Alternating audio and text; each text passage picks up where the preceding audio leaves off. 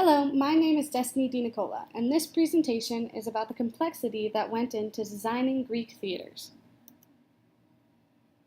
The design for the theaters was extremely advanced for their time, as they implemented many techniques to ensure that sound carried through large crowds of people without any electrical devices.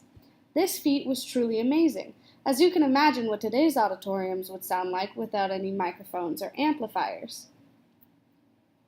Needless to say, it wouldn't be up to today's high standards for sound quality. The Greeks are the first example of sound design being implemented in theaters, which ultimately led to the importance of the theater in their culture, as it did not gain popularity until a theater could successfully play to large groups of people. Sound design in ancient times, and now, is one of the main reasons for the success of the theatrical arts. Greek theater started out pretty modestly, with wooden stages and stands built for small numbers of people. They eventually grew into the great stone theaters that are still around today. There were several important features of the stone theater that made their ability to project sound so great.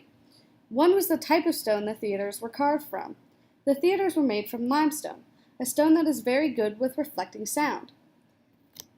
This limestone, combined with the geometry of the theater, led to a sound design made for raising people's voices while not detracting from their clarity.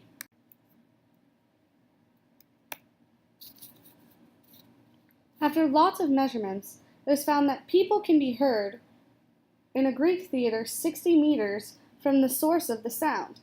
This is because the geometric shape of the theater generates reflected and scattered sound energy, which comes initially from the orchestra floor and then periodically from the hard reflecting limestone surfaces at the top and back of a number of seat rows around the listener position. This shows the creativity and genius of the ancient Greeks. They discovered the best material for reverberating sound and managed to create a design that maximized this effect. The results of this genius in architecture are clear. Theater could not have become the art form it is today without these early sound engineers. The ability to have large audience hear the play clearly was crucial for the wide acceptance of theatrical, music, and other performance-based arts by the ancient Greek society. Without the innovation of sound design, we would not have the famous Greek plays that are seen today.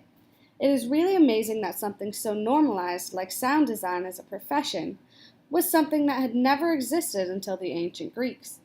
They literally created sound engineering.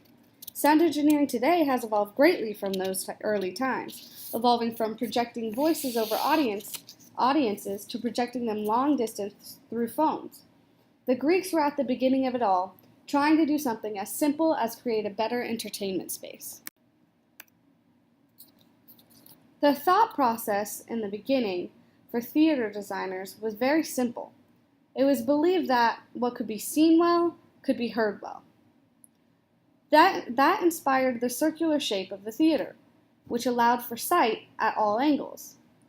Then the narrow stages allowed for direct reverberation, resulting in better sound without affecting speech clarity.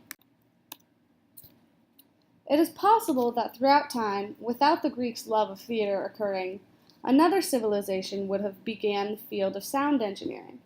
However, it is impossible to predict what today's theater would look like if that had occurred. It would likely be irreversibly changed.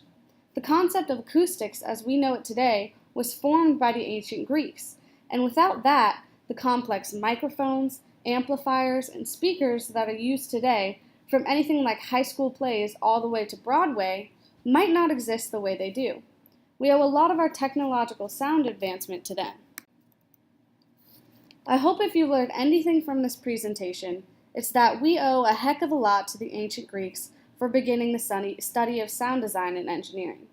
Without their brilliance in designing theaters for entertainment, we would be left without a lot of important devices in our time. The most important thing we would be left without, however, is the appreciation for the theatrical arts, something that likely would not have flourished if not for the Greek sound designs.